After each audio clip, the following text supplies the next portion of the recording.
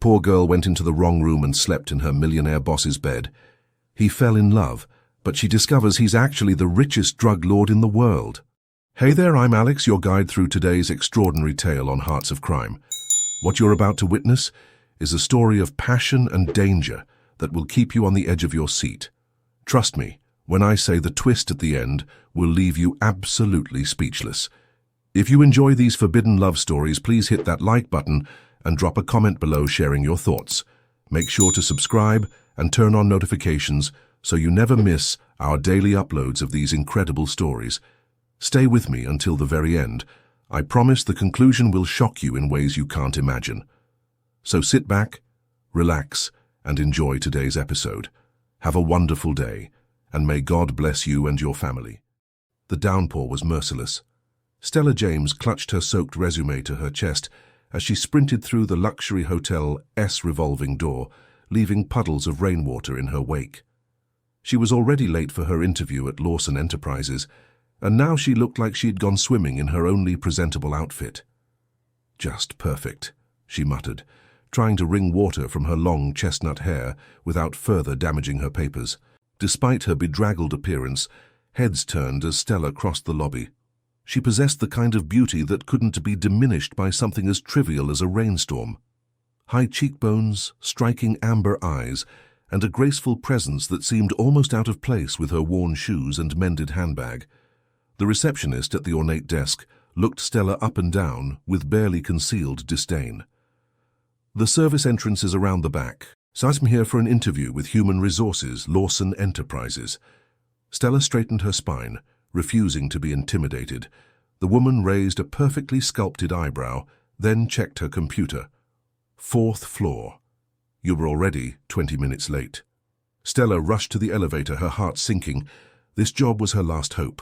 After months of rejections and temporary positions, the executive assistant role at Lawson Enterprises represented stability, a chance to finally pay off her mother's medical bills and move them both out of their cramped apartment. The interview went about as well as expected for someone who looked like they'd been caught in a flash flood. The HR manager, a stern woman named Ms. Patterson, made it clear that punctuality was paramount at Lawson Enterprises. "We'll be in touch," she said in a tone that suggested they absolutely would not. Crushed but determined to salvage something from this disaster of a day, Stella asked if there were any other positions available. "Anything at all?" Ms. Patterson paused. "We do need temporary staff for the conference this weekend. Housekeeping, mainly." Stella swallowed her pride. "I'll take it." 3 days later, Stella found herself pushing a housekeeping cart through the hotel's exclusive penthouse level, where Lawson Enterprises had booked the entire floor for their executive retreat. The pay was 3 times what she made at her last job, even if it was just for the weekend. "Rooms 1201 through 1210 need to be prepped for late arrivals," her supervisor instructed. "The executives are flying in from Tokyo tonight." Exhaustion pressed down on Stella as she worked through the list. By the time she reached the last room, the presidential suite, her eyes were barely staying open. She'd been pulling double shifts at her night job as a waitress, and the lack of sleep was catching up to her. The presidential suite was magnificent, larger than her entire apartment, with floor-to-ceiling windows overlooking the city. Stella moved through her cleaning routine mechanically until she reached the bedroom with its massive king-sized bed. She sat down for just a moment, telling herself she'd rest her eyes for 5 minutes. 5 minutes turned into 5 hours. Ryan Lawson stared out the helicopter window as the city lights came into view. At 34, he was one of the most powerful men in the business world, with a fortune estimated in the billions. His chiseled features were currently set in a scowl that made the pilot nervous, and the executive team accompanying him even more so. "The Hong Kong deal is secured," said Daniel Porter, his CFO. "We can move forward with Phase 2. Ryan nodded, his piercing blue eyes never leaving the cityscape. He didn't mention that Phase 2 involved more than just the legitimate business ventures his board of directors knew about. Lawson Enterprises was merely the public face of his empire. Behind it lay a vast network that had made him not just wealthy, but feared in circles that never saw the light of day. The son of a dock worker who clawed his way to the top, Ryan had learned early that power came to those willing to operate in the shadows. His perfectly tailored suit concealed both a body hardened by years of fighting his way up and the scars that came with it. "I want to go straight to the hotel," Ryan said. "The meeting with the Chinese delegation can wait until morning." His team exchanged glances but knew better than to argue. When Ryan Lawson wanted something, he got it. A fact that applied to business deals, rival companies, and the occasional woman who caught his attention. None ever lasted long. Ryan didn't do relationships. They were liabilities in his world. The presidential suite was dark when Ryan entered. Dismissing his security detail with a curt nod, he tossed his jacket onto a chair and headed straight for the bar, pouring himself a generous whiskey. The tension of the last 72 hours of negotiations had left him with a pounding headache. He loosened his tie and walked toward the bedroom, unbuttoning his shirt as he went. All he wanted was a few hours of sleep before tomorrow's marathon of meetings. Ryan froze in the doorway. Someone was in his bed. In one fluid motion, he pulled the gun from his shoulder holster, a reflex born from years of looking over his shoulder. But as his eyes adjusted to the dim light, he realized his intruder was asleep and female. Cautiously, he approached the bed. A young woman lay curled on her side, still in a hotel housekeeping uniform, her dark hair spilling across his pillow. Her face, relaxed in sleep, was strikingly beautiful. Ryan holstered his weapon, intrigued despite his irritation. He should call security, have her removed and fired immediately. That would be the sensible response. Instead, he found himself studying the curve of her cheek, the delicate arch of her eyebrows, the slight part of her lips. There was an innocence to her that struck him as utterly foreign, something he hadn't encountered in his world of calculating opportunists. He cleared his throat loudly. Stella's eyes flew open. For a moment she was disoriented, then horror dawned as she realized where she was and who was standing over her. I'm so sorry," she gasped, scrambling off the bed. "I didn't mean to. I was just resting for a minute. In my bed." Ryan's voice was deep and controlled, but with an edge that made Stella's pulse quicken. "I didn't know it was yours. I mean, I knew it was someone's, obviously, but I didn't realize I'd fallen asleep." She was babbling now, backing toward the door. "Please don't report me. I need this job." Ryan should have been angry. Instead, he found himself fascinated by the play of emotions across her expressive face, embarrassment, fear, and a defiant pride that impressed him. "What is your name?" he asked. Stella James." A smile tugged at the corner of his mouth. "Well, Stella James, do you make a habit of sleeping in strangers' beds?" Her cheeks flushed. "No, sir. It won't happen again." "Sir?" Ryan chuckled. "I'm not that much older than you." Their eyes locked and something electric passed between them. Stella felt it, a dangerous pull toward this intimidating man with eyes like Arctic ice. And Ryan, to his surprise, felt it too, an unexpected spark of interest that went beyond the physical attraction he was accustomed to dismissing. "You should go," he said finally. Stella nodded, edging toward the door. "I am truly sorry." "Stella." Her name in his mouth sounded different somehow. "I expect to see you at breakfast service tomorrow." She paused, confused. "You were not firing me?" "Not yet." There was that hint of a smile again. "Let us just say I'm curious." Little did Stella know that Ryan Lawson's curiosity was dangerous, and that the man watching her leave was not merely the billionaire CEO she believed him to be, but someone far more powerful and lethal. And little did Ryan know that the woman who he'd accidentally slept in his bed had secrets of her own, secrets that could unravel everything he had built. Morning sunlight streamed through the service corridor windows as Stella adjusted her uniform. She hadn't slept after the encounter with Ryan Lawson. How could she? The moment replayed in her mind, his imposing presence, those penetrating blue eyes that seemed to see right through her, and most disturbingly, the inexplicable attraction she had felt. "You look terrible," remarked Gina, another housekeeper preparing trays for the executive breakfast. "Thanks," Stella said dryly, pinning her name tag to her blouse. "Just what every girl wants to hear." "Late night?" Gina waggled her eyebrows suggestively. If only she knew. Something like that. Stella's hands trembled slightly as she arranged pastries on silver platters. What had Lawson meant about expecting to see her at breakfast? Was he toying with her before firing her? Or worse, did he have something else in mind? She had heard stories about powerful men and their propositions to female staff.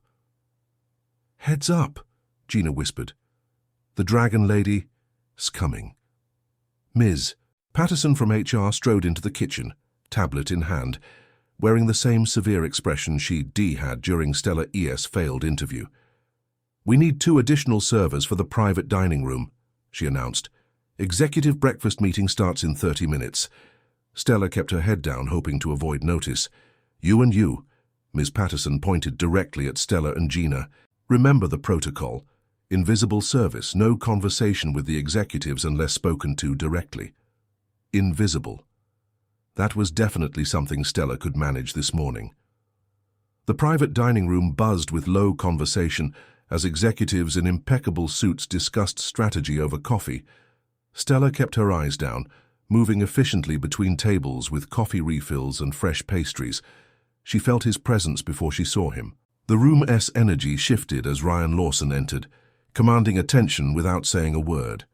Executives straightened in their chairs, conversations hushed. Ryan wore a charcoal suit that emphasized his broad shoulders and fit his tall frame perfectly. His dark hair was immaculately styled, his jawline freshly shaved.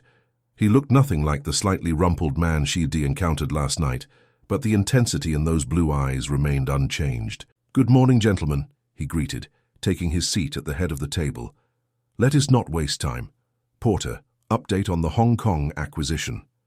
Stella circled the room, refilling coffee cups, hyper-aware of Ryan's location at all times. She was certain he hadn't noticed her yet, which was precisely how she wanted to keep it.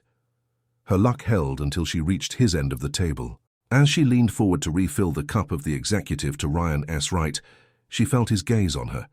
She didn't look up, but her cheeks flushed traitorously. "Gentlemen, a moment," Ryan interrupted his CFO mid-sentence. "I believe we have a new staff member with us today." The room fell silent. Stella froze, coffee pot suspended mid-air. "Ms. James, isn't it?" His voice was smooth as polished marble. She was forced to meet his eyes. "Yes, sir. How are you finding your position with us thus far?" Every executive at the table was staring at her now. She swallowed hard. "Very educational, sir." A hint of amusement flickered across his face. "I imagine so. Thank you for your attention to detail this morning." It was a dismissal, but also a message only she would understand. He hadn't forgotten their encounter, and for some reason he was enjoying her discomfort. "Of course, sir."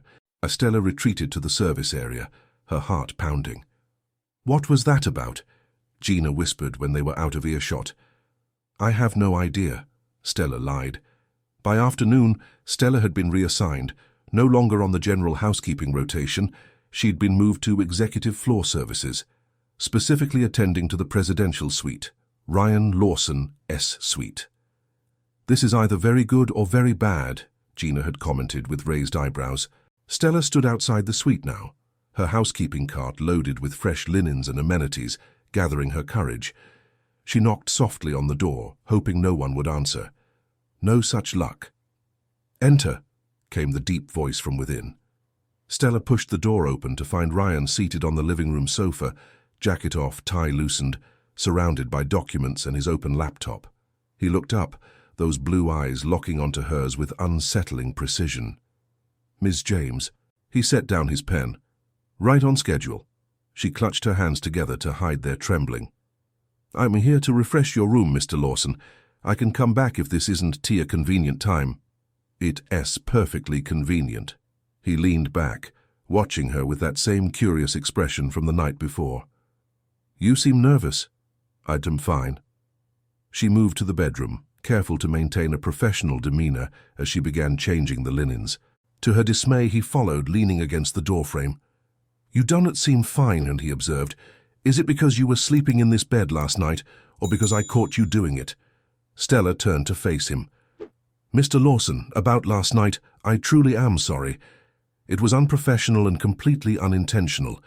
If you were planning to report me, I'd prefer you just do it rather than—" She gestured vaguely at him.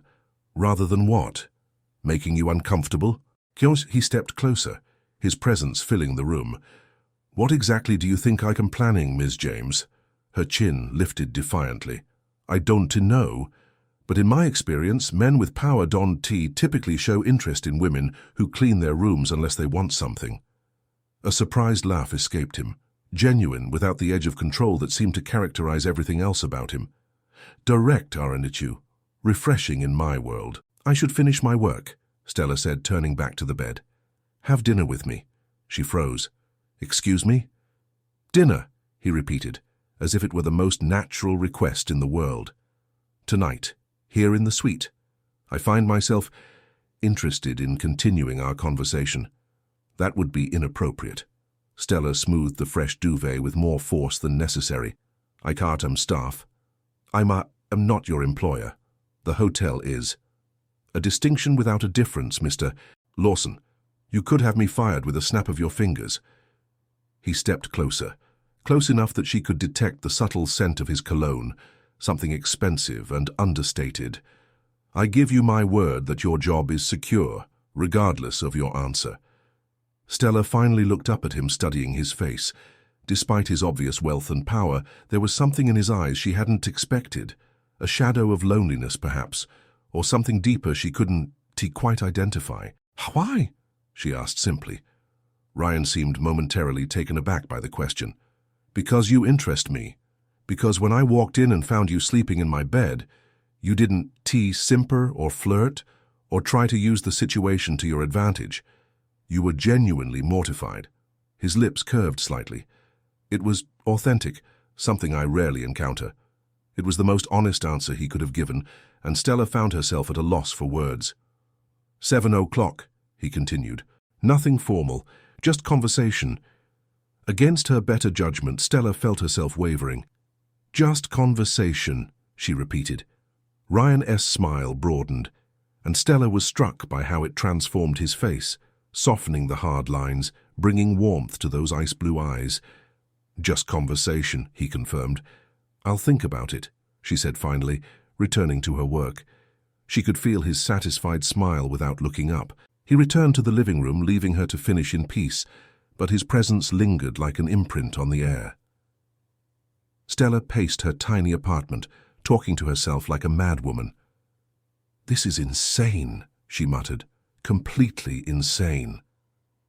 She called in a favor with Gina to cover her night shift at the restaurant. Also, she could have dinner with a man who could destroy her life with a phone call. A man who, despite his charm and good looks, radiated danger. She'd intended to say no. That had been the plan right up until she found herself texting Gina. Her phone chimed with a message. "Unknown number.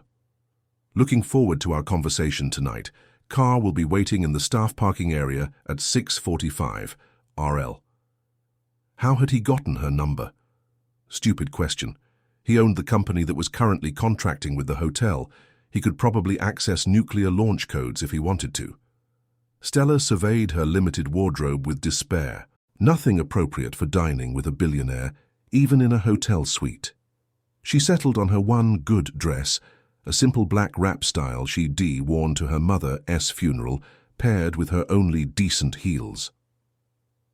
"It is just dinner," she told herself as she applied a touch of mascara and lip gloss. Just conversation. The car waiting in the staff lot wasn't the sleek sports car or limousine she'd expected, but a discreet black sedan with tinted windows. The driver opened the door without a word. The ride was short, just around to the hotel's main entrance, where she was escorted through the lobby to a private elevator. Several executives from the morning meeting saw her pass. Their curious glances made her cheeks burn. Ryan opened the suite door himself, dressed casually in dark slacks and a light blue button-down shirt that matched his eyes. His sleeves were rolled up, revealing strong forearms dusted with dark hair. Without the power suit, he looked younger, though no less imposing. His eyes traveled appreciatively over her simple dress. "You look beautiful," he said, stepping aside to let her enter. The suite had been transformed. The dining table was set elegantly with crystal and silver, Soft music played from hidden speakers, and the city lights twinkled beyond the floor-to-ceiling windows. "I wasn't too sure what you'd like," Ryan said, leading her to the table. So I ordered a selection. Indeed, the table was laden with covered dishes, far more than 2 people could eat. "This is—" Stella searched for the right word. "Excessive." Ryan laughed, pulling out her chair. "I've been called many things, Ms. James, but excessive might be the most accurate." "Stella," she corrected him. "If we were having dinner, you should use my first name." "Stella," he repeated, the name sounding rich in his deep voice. "Then you must call me Ryan." She sat, allowing him to push in her chair. "This is surreal," she admitted, as he took his seat across from her. "Yesterday I was applying to be your company's executive assistant. Today I am having dinner with the CEO." "Life is unpredictable," Ryan agreed, pouring wine into her glass. "Though I suspect my life is considerably more predictable than yours." "Because you control everything in it?" His eyes met hers over the rim of his wineglass. "Precisely." Dinner progressed with surprising ease. Ryan was an attentive host and, Stella discovered, a good listener. He asked questions about her life, genuine questions that suggested real interest, not just polite conversation. She found herself telling him about her mother's long illness, the medical bills that had drained their modest savings, her interrupted college education when she needed to work full-time. She was careful to keep the conversation light, focusing on amusing anecdotes from her various jobs rather than the struggle it had been. Ryan shared little about himself beyond surface details: his love of sailing, his extensive travels, his preference for simplicity despite his wealth. He skillfully deflected personal questions with practiced ease. "You are very good at that," Stella noted, as they moved to the sofa with after-dinner drinks, answering questions without revealing anything at all. Ryan raised an eyebrow. "Am I?" "Absolutely. I've learned you prefer Scotch over bourbon, sailing over golf, and winter over summer. But I know nothing about what shaped you, what drives you." She tucked her feet underneath her, feeling the wine's pleasant warmth. "It is like talking to a very charming wall." He laughed, the sound genuine and unexpectedly boyish. "Most people don't notice. Most people probably don't care. They too busy being impressed by the Billionaire act." "Is that what you think this is? An act?" His voice had lost its lightness. Stella met his gaze directly. "Everyone has an act, Ryan. A face they show the world that isn't quite real, even me." "And what face are you showing me tonight, Stella James?" The question hung in the air between them, intimate and challenging. Stella felt the shift in atmosphere, the invisible line being crossed from casual conversation to something deeper. "The closest to real I can manage with someone I barely know," she answered honestly. Ryan set down his glass and moved closer on the sofa. His eyes, intense and focused, never left hers. "And if you knew me better?" Stella's heart raced. "That would depend on what I learned." His hand came up to touch her face, fingers tracing the curve of her cheek with surprising gentleness. "I am not a good man, Stella. I never assumed you were." Her voice was barely a whisper. "There are things about me, about my business, that would frighten you." "You were trying to frighten me now, she observed. "Why?" Instead of answering, Ryan leaned forward and kissed her. It was gentle at first, almost hesitant, at odds with the commanding presence he projected. When Stella didn't pull away, the kiss deepened, becoming something hungrier and more urgent. Stella knew she should stop this.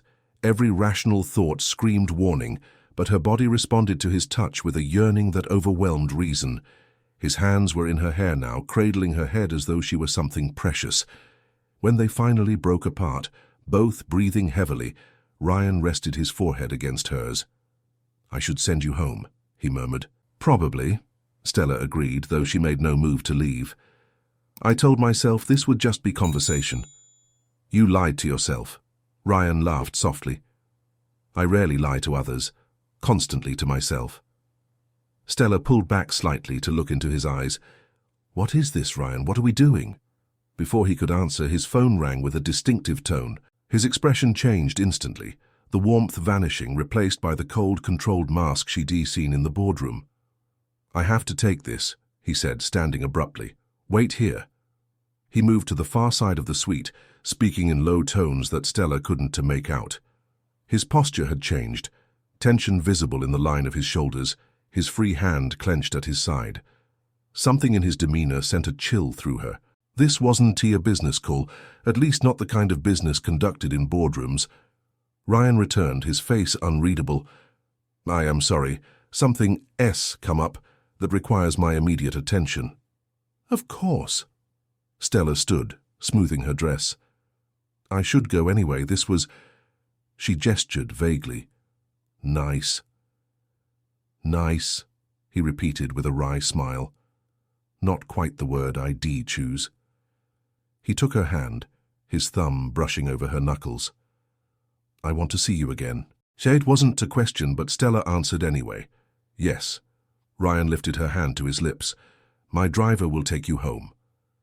As Stella rode down in the elevator, her lips still tingling from his kiss, conflicting emotions warred within her. Attraction, certainly. Fascination with this complex, controlled man who had momentarily let his guard down with her. But also unease, the sense that she was stepping into something far more dangerous than a casual flirtation. She had no idea how right she was.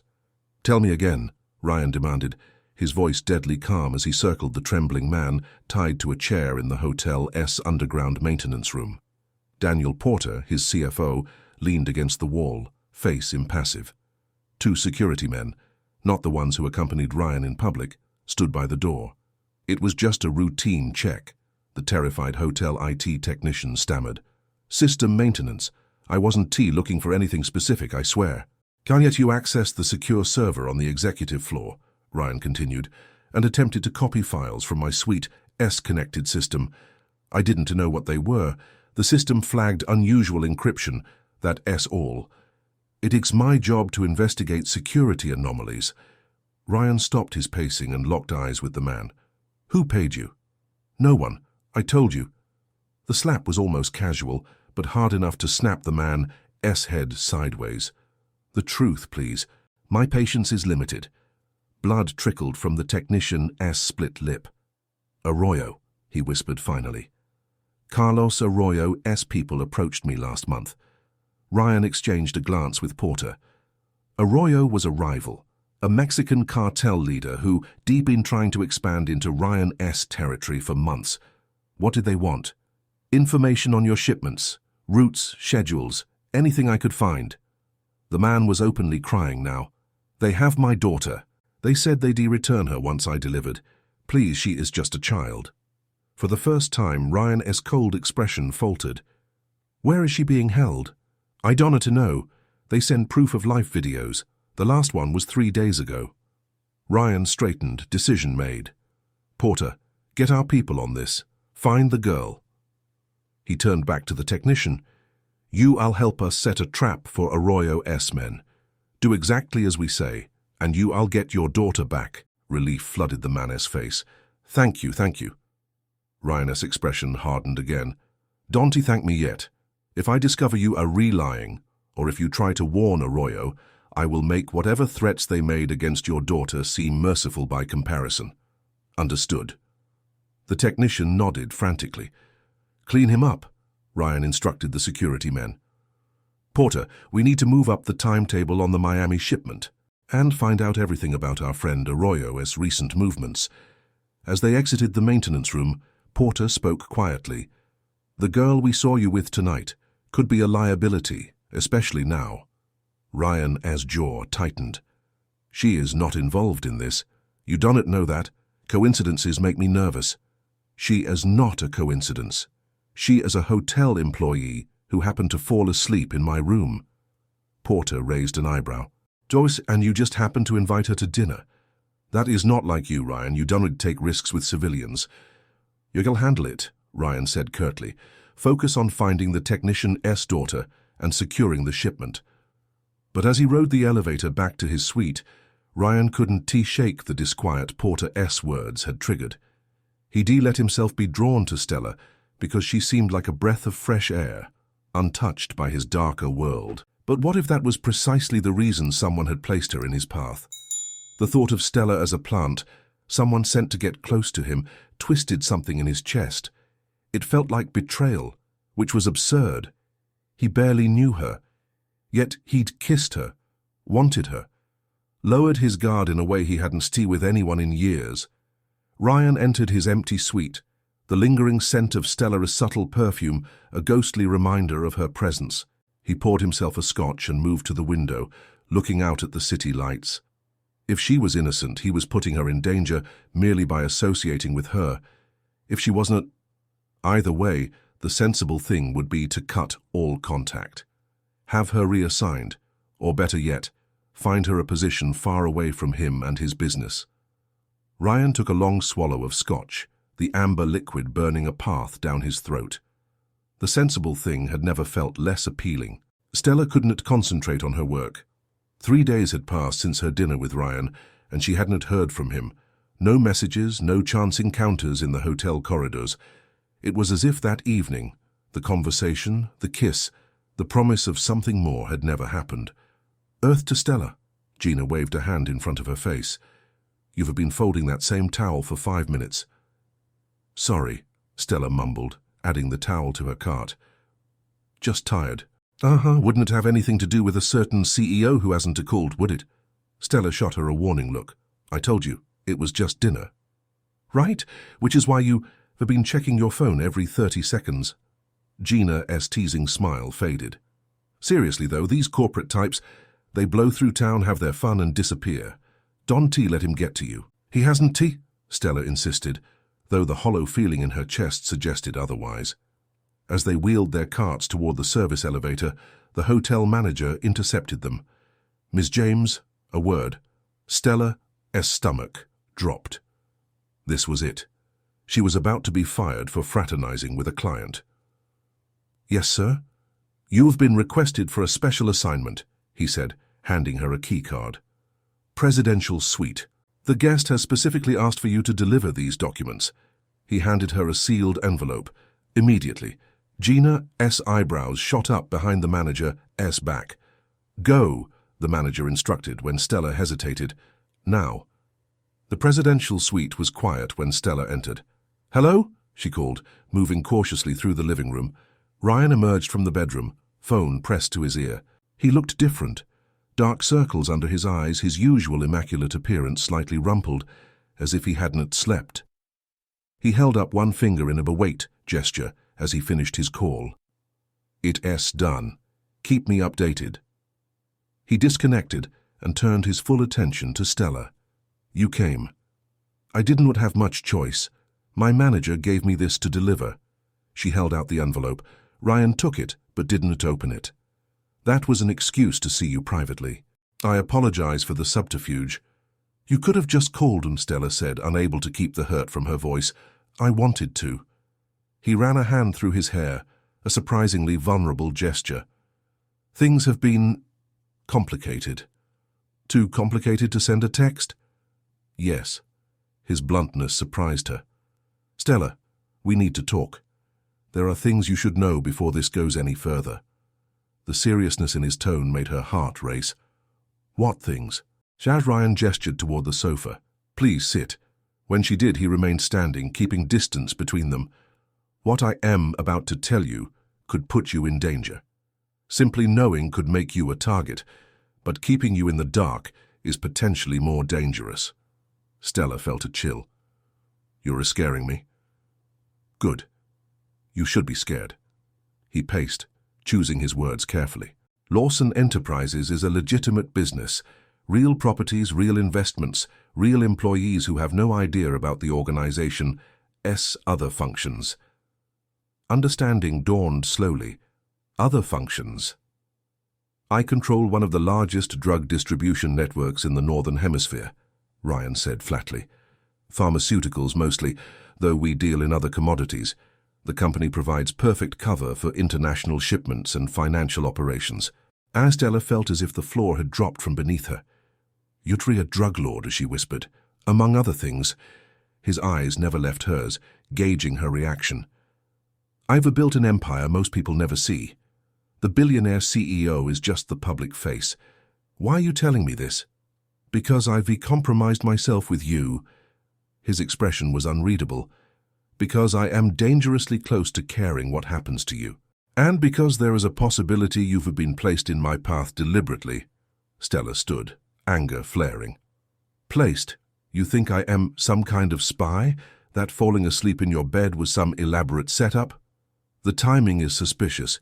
We were in the middle of a territorial dispute with a rival organization. Suddenly, a beautiful woman appears in my bed, captures my attention. He shrugged. It is what I would do if I wanted to compromise someone. The hurt was sharp and immediate. I should go. Stella turned toward the door. Wait. Ryan moved quickly, blocking her path. I don't believe you. Re-involved. My instincts say you exactly who you appear to be, but I needed to see your reaction to be certain. Congratulations on your test, she said bitterly. Now let me leave. I can tea. His voice softened. You know too much now. And there is more. Against her better judgment, Stella stopped. More? Ryan's phone chimed with a message. He checked it, his expression changing to one of grim satisfaction. Actually, I need to show you something. Come with me. Where? Trust me one last time, he said. If you want nothing to do with me afterward, I'll understand. The hotel's freight elevator descended to the basement level. Ryan used a keycard that bypassed the regular controls, taking them to a sub-level not on the regular panel. The hotel is one of my properties, he explained, seeing her surprise. Useful for certain meetings. The doors opened to a plain corridor that looked like any hotel back-of-house area. Ryan led her to a nondescript door, used another keycard, and ushered her into what appeared to be a security office. Inside, Daniel Porter looked up from a bank of monitors. You brought her, he noted, disapproval evident. She needs to see, Ryan said firmly. Porter moved aside, revealing a monitor showing a hospital room. A young girl, perhaps 8 or 9, lay in a bed, connected to monitors. A woman, presumably her mother, sat beside her holding her hand. What am I looking at? Stella asked. Elena Vasquez, Ryan said quietly. Daughter of the hotel chief's IT technician. She was kidnapped by our rivals to force her father to spy on us. Understanding dawned. That call the other night, during dinner. Ryan nodded. We located her being held at a private compound. My team extracted her early this morning. You rescued her, Stella said slowly. After determining her father was telling the truth, yes. Ryan's voice was matter of fact. The kidnappers want to be troubling anyone again. The implication was clear. Stella felt a chill. You killed them. They made their choice when they took a child. No remorse, no hesitation. This was the real Ryan Lawson, a man who dealt in life and death with the same efficiency he applied to business deals. Yet Stella couldn't deny the relief she felt, seeing the child safe, reunited with her family. It complicated her feelings in ways she hadn't expected. Why show me this? Ryan turned to face her fully. Because I want you to understand the world I inhabit. Yes, I deal in illegal commodities. Yes, I've eliminated rivals who threatened what is mine. But there are lines I don't cross. Children are off limits. Innocents are protected whenever possible. You have a moral code, Stella said, not quite believing it herself. Of sorts. The ghost of a smile touched his lips. Inconsistent by conventional standards, but I live by it. Porter cleared his throat. Ryan, we have the shipment update. Give us a minute, Ryan instructed. Porter nodded and stepped outside, leaving them alone. Ryan took Stella's hands in his. I brought you here for another reason. The threat from our rivals has been neutralized, but they saw us together. You could still be a target. Fear flickered across her face. What does that mean for me? It means you have a choice to make. His thumbs traced circles on her wrists. Walk away, I'll arrange a new position for you in another city. A generous severance, a fresh start. You will never see me again. Or, she whispered, or stay. Be with me, knowing exactly who I am and what I do. His blue eyes held hers intently. I want to change, Stella. This is who I am, but I want you in my life, however complicated that might be. Stella took a deep breath. That It's not much of a choice. Leave everything behind or get involved with a criminal empire. It is the only choice I can offer. His honesty was brutal, but oddly comforting. No more secrets between them. Why me? She asked. You could have anyone. Because when you look at me, you see me, not my money or my power. Because that night in my suite, for the first time in years, I felt something real. His voice lowered. Because against all logic and self-preservation, I am falling in love with you. The words hung in the air between them, unexpected and transformative. I need time, Stella said finally. To think. Ryan nodded, releasing her hands. I leave tomorrow night. You have until then. Stella wandered the city streets for hours, mind racing. She thought about her mother, his medical bills, still piled on her kitchen table, about her interrupted education, her dreams deferred by financial reality, about the child Ryan had saved and the men he had killed to do it. Most of all, she thought about the look in his eyes when he'd told her he was falling in love with her, vulnerable and honest in a way that had stripped away all pretense. What kind of woman would choose a life with a man like Ryan Lawson? What did it say about her that she was even considering it? By the time she reached her apartment building, she had her answer. Ryan checked his watch. 3 hours until his departure. He'd hoped to hear from Stella by now, but his phone remained stubbornly silent. Porter had been right. Involving her had been a mistake. A momentary weakness that had no place in his carefully controlled life. A knock at the suite door interrupted his thoughts. He opened it to find Stella standing there, a small bag at her feet. You came, he said, echoing her words from the day before. I did. She looked up at him steadily. I've made my decision. Ryan stepped aside to let her enter. And? Stella walked to the center of the room before turning to face him. I choose option 3. He frowned. There is no option 3. There is now. Her voice was firm, confident in a way he hadn't heard before. I cannot leaving and starting over somewhere else. This is my home, my city. Stella, I'm not finished. She took a step closer. I'm also not going to pretend I'm okay with everything you do. I wanted to be directly involved in your illegal activities. Ever. Ryan's expression was guarded. That doesn't leave much room for us. It leaves exactly the room we make for us. Another step closer. I love you too, Ryan. God help me, I shouldn't but I do. I want to be with you. The man who rescued that little girl, the man who talked with me all night and looked at me like I mattered. Hope flickered in his eyes. What are you proposing? A compromise? I accept who you are, but I stay who I am. I finish my degree, build my own career. We keep our professional lives separate, and maybe over time you find you need less of that other world. Do you think you can reform me? A hint of his usual arrogance returned. No, I think love changes people, both of us. Not overnight, not completely, but enough. She reached for his hand. Enough to start with anyway. Ryan pulled her close, his arms encircling her waist. You're re-asking the impossible. I am asking for a chance. She smiled up at him. You did say you enjoy a challenge. His laugh was warm against her hair. The biggest of my life, apparently. He tilted her chin up. I make no promises about changing. I only ask that you try. Her hands rested on his chest, feeling his heartbeat. And that you never lie to me. That, I can promise. He sealed the vow with a kiss, gentle at first, then deepening as she responded, her body melting against his. When they finally broke apart, Ryan rested his forehead against hers. This one to be easy. Nothing worthwhile ever is. Stella smiled. Besides, our story started with me sleeping in your bed by accident. Normal was never in the cards for us. Ryan laughed, pulling her toward the bedroom. Speaking of my bed, I thought you had a flight to catch, she teased. It is my plane. It leaves when I say. His eyes darkened with desire.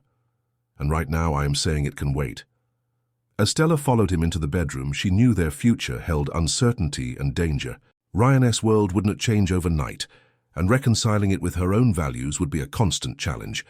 But in his arms, she found something she never expected, a love profound enough to bridge their different worlds, and the promise of a life more extraordinary than either of them could have imagined alone. Sometimes the wrong room leads to exactly the right man, even when that man is the last person in the world you should fall in love with. 1 year later, Elena Vasquez clutched her acceptance letter to the private academy, her future secure thanks to an anonymous scholarship that would carry her through college. In a downtown office, Stella James Lawson reviewed architectural plans for the new community health center funded by the Lawson Foundation, her wedding ring catching the light as she gestured. And in their penthouse overlooking the city, Ryan Lawson made another call, this time dismantling one more piece of his shadow empire in favor of legitimate enterprise. The transformation wasn't complete, might never be, but it had begun the night a tired housekeeper fell asleep in the wrong bed, and a man accustomed to darkness found something worth stepping into the light for. Sometimes love doesn't just change hearts. Sometimes, against all odds, it changes destinies. Wow, I told you that ending would be unexpected. If you enjoyed this story, please give this video a thumbs up and share your reactions in the comments. Don't forget to subscribe to Hearts of Crime for more captivating stories, just like this one every single day. Click on the video appearing on your screen right now for another incredible tale of love in the criminal underworld. Thank you for watching until the end. May God bless you and your family, and I'll see you in the next video.